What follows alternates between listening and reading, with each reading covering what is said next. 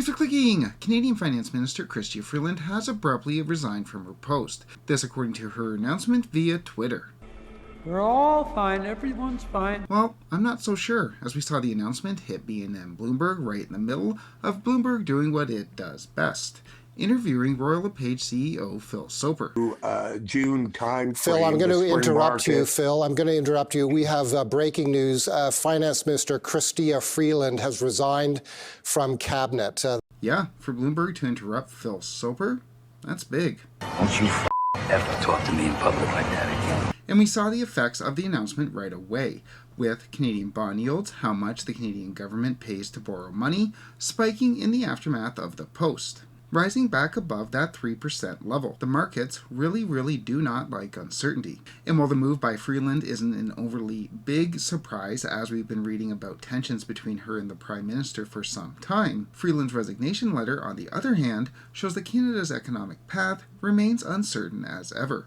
So what I want to do today is go over Freeland's resignation letter, put it into the greater economic context, and then discuss some implications. The resignation of our Finance Minister, combined with the resignation of our Housing Minister earlier on today, will no doubt leave Canada without the sound economic advice upon which we have all come to rely.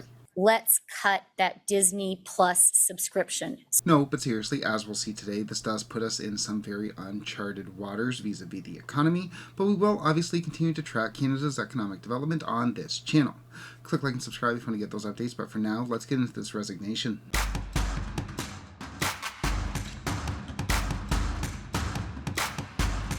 On to the statement. As mentioned, Canada's former finance minister announced via Twitter this morning that she would be resigning from her post, which does raise a number of questions. First and foremost on everyone's mind, was it the children's book that I sent her on the hazards of debt mismanagement that caused the crisis of conscience? You piece of shit. No, but seriously, Freeland does note the Prime Minister's lack of fiscal responsibility, noting that Canada needed to keep its fiscal powder dry in order to have the reserves to deal with the coming tariff war with the United States. And to achieve this, Freeland says, Canada needs to eschew costly political gimmicks, by which Freeland no doubt means the GST HST holiday, as well as the planned $250 checks set to be released next year. Now, I had made the point in previous videos that these threats coming from the United States, coming from President-elect Trump, could be just that, threats. Negotiating tactics. Go in with a higher offer than that which you are actually willing to take in the hopes of negotiating down. You're like a wizard. But given that the now former finance minister is discussing the gravity of the situation in public, perhaps these tariff discussions at these higher levels are actually much more serious. Now, Freeland could obviously be just wanting to take a parting shot at the boss on her way out the door, as I think we've all wanted to do at some point, as she seemed to have no problems with Canadians taking on additional debt just a few months ago. In fact, Freeland was expected to take heavy pressure on today's fall economic statement, set to be released later on today. Deficit spending here in Canada was a problem for the Trudeau administration way before the election of Donald Trump. Regardless, let's eschew the hypocrisy and we'll take Freeland's words at face value. If they are in fact true, then Freeland is expressing a genuine concern over Trump's America First agenda, which obviously is not a good sign for our purposes, as those tariffs coming from down south are widely expected to trigger a recession here in Canada. Which, if that is in fact the case, then that brings us a whole new level of uncertainty for the Canadian economy, the Canadian real estate market, as well as the trajectory of the Bank of Canada. And to find out how much this could impact us, let's talk to a real estate agent. What's going to happen? No, but seriously, let's talk to an academic.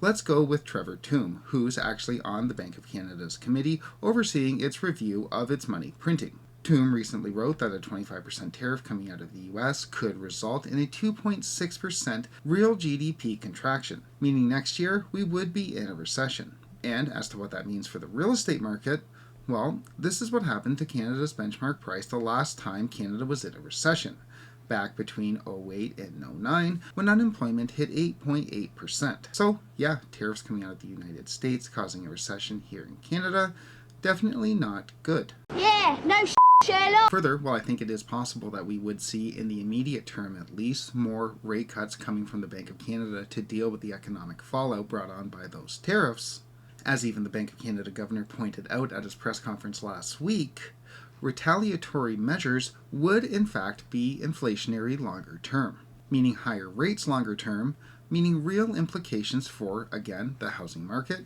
and for holders of variable rate mortgages. Please try to remember these uncertainties when the industry is no doubt pushing you, once again, into those variable rate mortgages. Doesn't mean they won't work out, but understand the risks. Shut up! So, all in all, if taken at face value, Freeland's comments definitely are not good news. Now, in general, I never take a leader's words at face value. Why?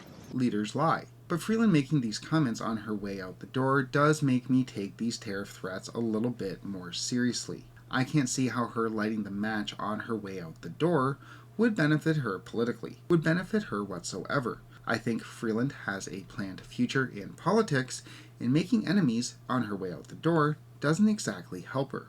Further, the now former finance minister has far more information as to what's going on at these higher levels than any of us do on the ground. Probably more information than that which was contained in her resignation letter. So, for right now at least, while I'll still be surprised if we see those tariffs coming out of the United States, I'll be less surprised than I would have been yesterday. As mentioned earlier, today's announcements, today we just focused on Freeland, but we also had the Housing Minister, both of those happening on the same day, I don't think was a coincidence. But they obviously do add a great big bunch of uncertainty to the Canadian economy heading into 2025. We will obviously continue to track Canada's economy on this channel. Click like and subscribe if you want to get those updates, but for now, thanks so much for watching.